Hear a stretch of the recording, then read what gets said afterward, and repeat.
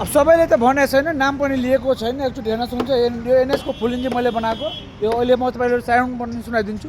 तर एक दुईजना हुन्छ नि त्यो कुकुरहरू होइन, आएर कमेन्टमा गाली गर्ने, एनएसको बोर सक्सेस हुँदैन, तिमीले कसरी बनाइरहेछ, कनेक्टिङको एनएसको कनेक्टिङ बनाएको सक्सेस हुँदैन।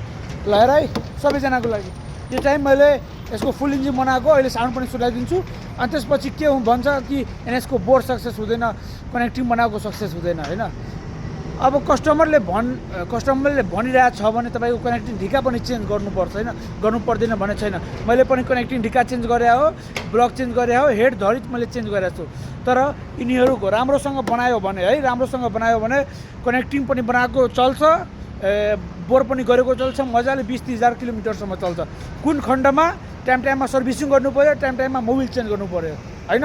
अब लोकल मोबिल फिल्टर हालिदिने, अहिले इन्जिन बनाइसक्यो, अनि 1-2 सर्भिसिङ त ठिकै हुन्छ, त्यसपछि लोकल मोबिल फिल्टर हालिदिने, मोबिल चाहिँ थर्ड क्वालिटीको त्यो 400-500 जाने हालिदिइसकेपछि इन्जिन कहाँ टिक्नु। एकचोटि हेर्न सक्नुहुन्छ, यो यसको मैले फुल इन्जिन बनाएको। अहिले साउन्ड पनि सुनाइदिन्छु म तपाईँहरूलाई, एकछिन है।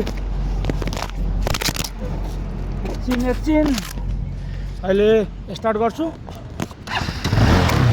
स्टार्ट भयो बाइक, साउन्ड सुन्नु,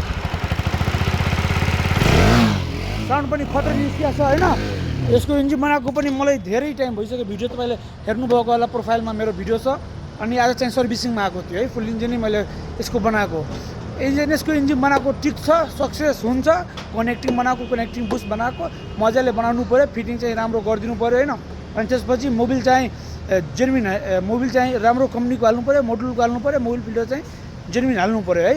चल्छ, अलिकति चलाउने मान्छेलाई पनि मिलाएर कुदाइदिनुपर्छ।